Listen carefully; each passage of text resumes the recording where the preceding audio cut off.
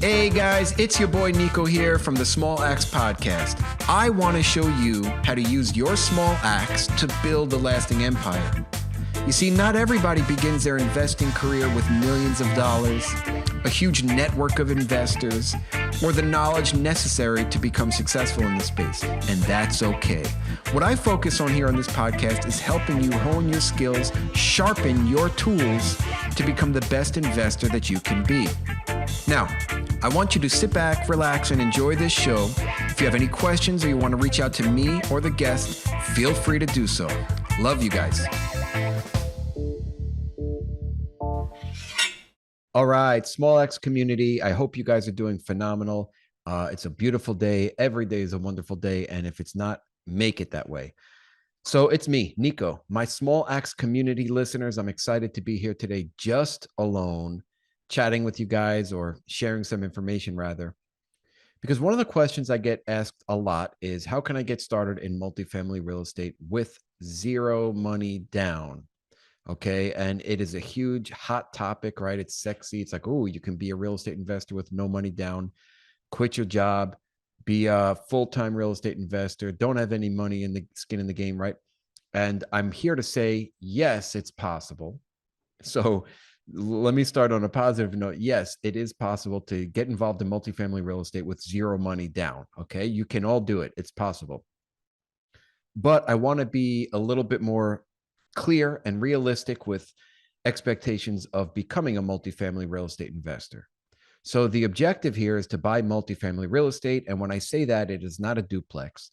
I'm talking about commercial, right? Five plus units to be commercial, multifamily, commercial, residential deals. Okay. So 5+ units. Now, depending on the market that you're looking at, that could be anywhere from $50,000 a unit to $200,000 to $300,000 a unit, depending where you are.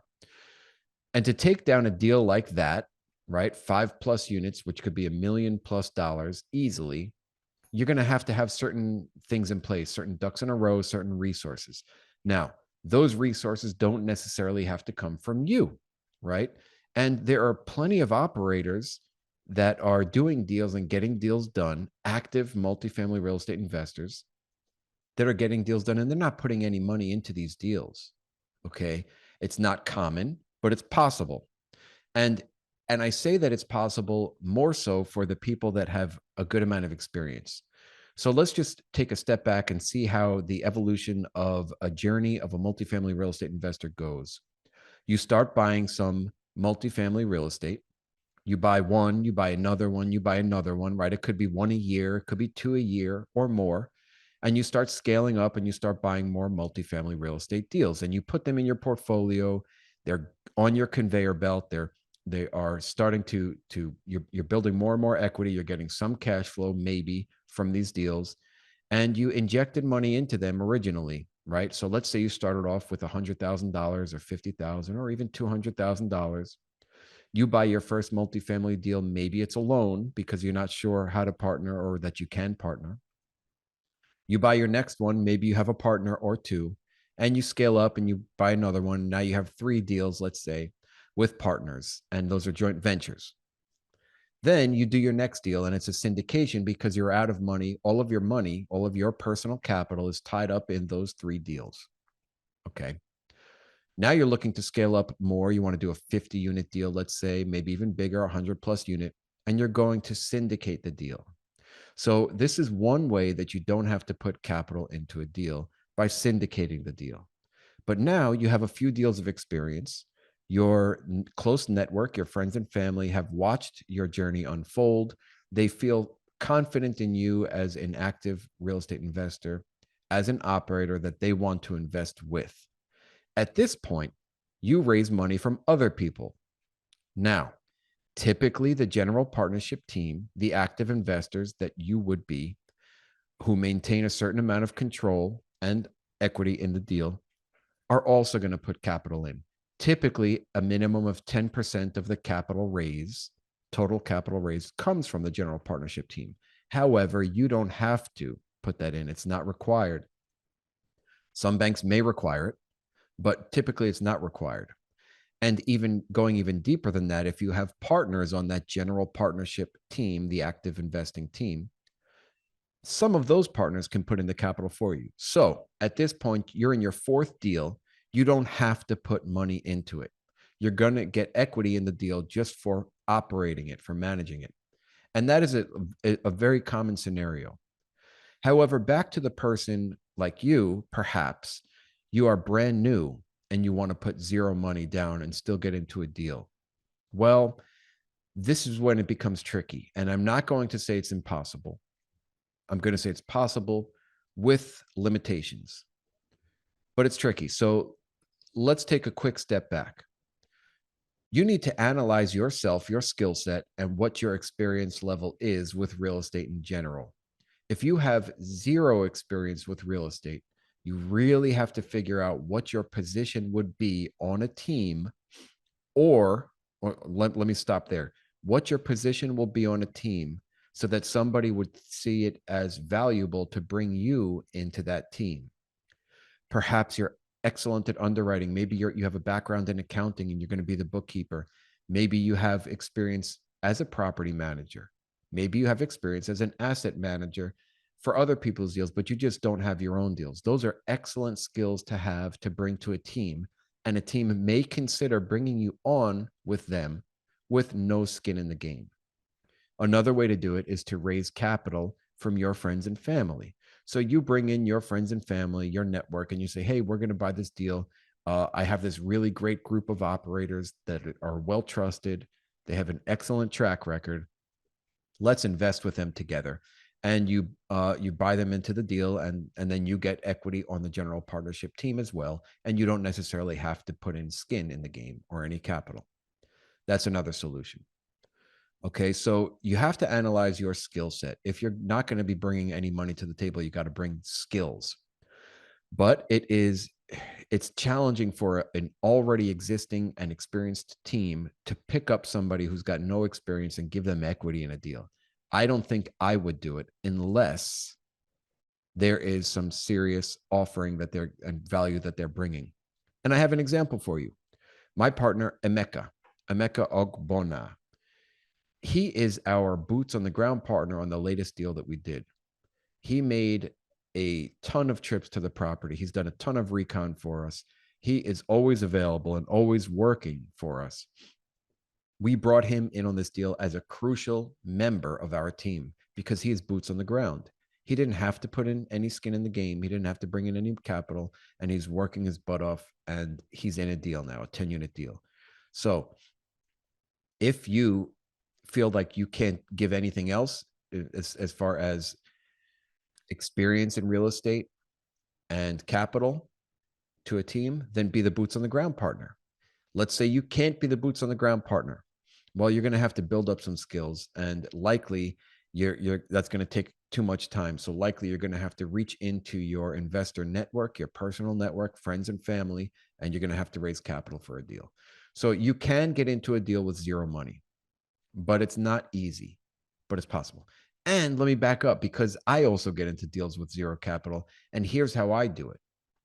I find the deal and I get it under contract. So that is another way. So let me recoup, and then I'm going to expand a little bit on this finding deals. Number one, you should have a certain skill set and experience level if you're not bringing capital to a deal that you can provide the team with that you're joining. Number two, you can be boots on the ground. You can be that partner, but make sure that you have the time to do it and you have the enthusiasm and the understanding of what you're going to get or not get as boots on the ground partner. I highly recommend reading the Go Giver book, because that is the role that you need to take as boots on the ground partner with zero capital. You need to be a go giver, and you need to understand that it's going to be a long game, and you're going to be in multiple deals as a boots on the ground partner, and you're not going to be financially free off the first one. Okay. And then number three is raising capital from friends and family. Okay. That is it, but your friends and family are not going to trust you. You're going to have to pitch the team that you're working with to your friends and family. Now, the other way to do it is to find a deal. But how do you find a deal if you don't know what a good deal is? So again, this goes back to, you're going to have to invest time and money learning what a good deal is. You're going to have to underwrite hundreds of deals to really, truly understand what a good deal is. And then you have to get a deal under contract, which is even trickier. If you understand what a good deal is, then to get it under contract, you're going to have to show a broker that you are somebody that can close on a deal, because a broker will not choose you, even if you have a higher offer price than somebody else, if you have no experience and they don't have any relationship with you. So this is a longer game here, a longer play. It took me a few years in this, doing this route, to get my own deal, but it worked. And here's how I did it. I underwrote every single deal that came on market. Well, I focused on one specific market. I underwrote every single deal that came on market and also off market deals. I was consistently speaking with and providing feedback to the brokers, the listing agents of these deals. I displayed certain certain milestones that I had achieved throughout my journey to these brokers, saying, hey, I just closed a deal with this team in a different market. It was a co-sponsored deal. Hey, I had this deal under contract, but we had to fall out of contract because of X, Y, and Z. Hey, I like these deals because of X, Y, and Z, and here are my criteria. I ended up creating one-pagers for brokers to look at, to learn a little bit more about me. I got on calls with brokers, and then I followed up with them frequently. And every deal that came out, I would provide some feedback as to where I was at in pricing and why. On top of that, I had a boots on the ground partner in that market go and tour and build rapport with those brokers as well. So it took me a few years to get that, but it ended up working out in my favor. So that is another way. If you want to be the deal finder, you're going to have to invest time and money, because it does cost money to buy certain resources. Like perhaps you need access to CoStar or access to some deal finding, or purchasing lists if you're going to go off market, or purchasing a deal analyzer. And then you're going to invest your time in underwriting and learning and practicing. You might also have to purchase some sort of course to help you understand how to analyze deals. So there is time, there is money involved, but there's also a lot of time involved. And then you got to build rapport with brokers and prove to them that you are somebody that can close a deal. Okay. So where do we stand? You can all get into a deal with zero money down. Now, if you don't have money in a deal and you just have equity in a deal, meaning you just retain a certain percentage of ownership in a deal, whether it be a syndication or a JV, because you can do either one, either structure. Let's say you maintain 5 or 10% of a deal for not bringing any capital in, but you found the deal, you got it under contract, you put a team together, or you're bringing capital from friends and family, or you're going to be the lead asset manager, or you're the boots on the ground partner. Whatever your role is, let's say you have 5 or 10% equity in a deal with no money in, you're likely not going to be getting a return on that capital, on that equity. You're not going to be getting a return on that equity, because typically, speaking strictly from a syndication standpoint, the limited partnership, the money that was injected into that equity of the 70% or whatever it is the one that is going to get paid first. For example, on our 44 unit property, we have a 70-30 split where the general partnership team retains 30% of the ownership, the equity, and we're not getting paid on that 30%. We're not taking any cash flow distributions. But the 70% that injected capital in from the limited partnership side, and as a general partner, you can also invest in the limited partnership side, and you should if you can. That's where the cash flow is coming in, and that's where we're making distributions, the 70% side. So if you are the boots on the ground partner, the person who brought the deal, somebody who's got no money into this deal, but you have a little bit of ownership, you're not getting cash flow. Okay. It's just not happening unless you beat your preferred return, which is very unlikely, especially in these days. Now, if you were doing a joint venture, you might be getting some cash flow, but the structure might be the same as a syndication, whereas there is a more active role, like an asset management role, that is not necessarily getting paid, or perhaps getting an asset management fee, which is kind of not common on a joint venture structure. But you might not be getting any money as well. You might be giving all the proceeds to the capital investors, whoever put the most capital in, as a way to keep them happy. So I want you to consider the fact that if you are putting zero money in, you are likely to get zero cash flow. Okay. You're going to have ownership, equity ownership in a deal, which down the road, if you do a cash out refinance or if you sell, that's going to turn into some money, right? That is money that's sitting there. It's equity that is just unrealized, and it will be realized at some point. So for those people or those gurus who claim you can have you could be financially free off one or two deals, I challenge that. I don't say it's impossible, but I don't say it's likely for most of our situations because we have recurring expenses that we need to pay for.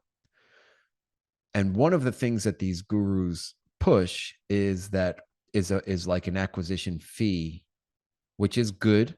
You can take that in a joint venture structure and a syndication structure. You can get paid for closing a deal, but it's not going to be enough to replace your annual salary likely. So you have to close multiple deals to replace your annual salary. And then to close multiple deals is almost a conflict of interest, right? Because then you're saying, I'm going to be closing a deal every couple of months just to get an acquisition fee. Like, well, where does your interest lie? Is it just to get that acquisition fee, or is it to get a good deal? And as good stewards of our investors, we need to make sure that our interests are aligned with our investors. We have to get a good deal. An acquisition fee is not a replacement of our annual salary from a W-2. Neither is an asset management fee. If you are taking an asset management fee on one property, it's only usually around 2% of the gross collected revenue. And it is not sufficient enough, maybe a few $100s a month. It's not sufficient enough to replace your income.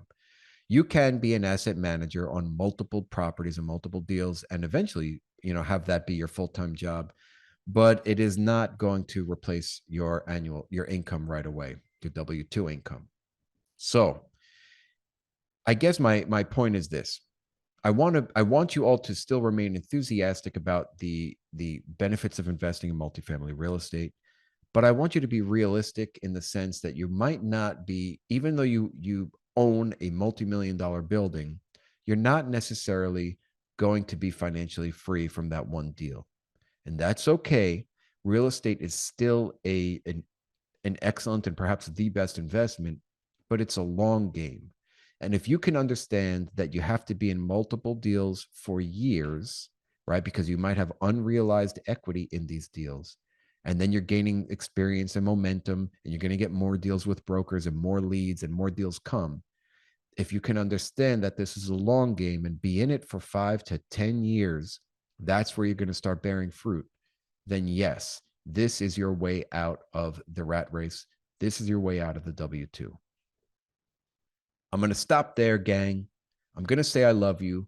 I'm going to say that you guys can all do this if you want to. I'm going to say be patient, be consistent, make sure that you love this game as much as I do, because if you don't, I'm going to beat you. If you don't love it as much as I do and you're looking in the same market as I am, I will beat you to the punch. Every deal that comes out, I analyze and provide feedback with right away, and I pop in an offer if I kind of like it right away, and the brokers know me. So you're not just going to land a deal. You need to be enthusiastic, you need to be energetic, and you need to maintain that level of enthusiasm for years. Let's do it, guys. All right. I love you. Have an awesome Thanksgiving. This week is going to be epic for you and your family. Give everybody hugs. And I learned something. You're supposed to give a 20-second hug minimum in order to gain some medical benefits. So grab your loved ones this holiday, this Thanksgiving. 20-second hugs. It's going to be weird and awkward, especially if you have 20 people there around the table. Do it one by one, 20-second hugs, and I guarantee you're going to have a wonderful holiday. Love you guys. Reach out to me and have a great day. All right. Hey, Small Axe community. I would like to say thank you for listening to another episode of my podcast where we show you how to use your small axe to build a lasting empire. Now, if you liked what you heard, it would mean the world to me if you would subscribe, leave a 5-star rating, and write a review. Also, if you want to get in touch with me, go to my website at smalaxecommunities.com. Book a call with me. And until the next episode, keep sharpening those axes.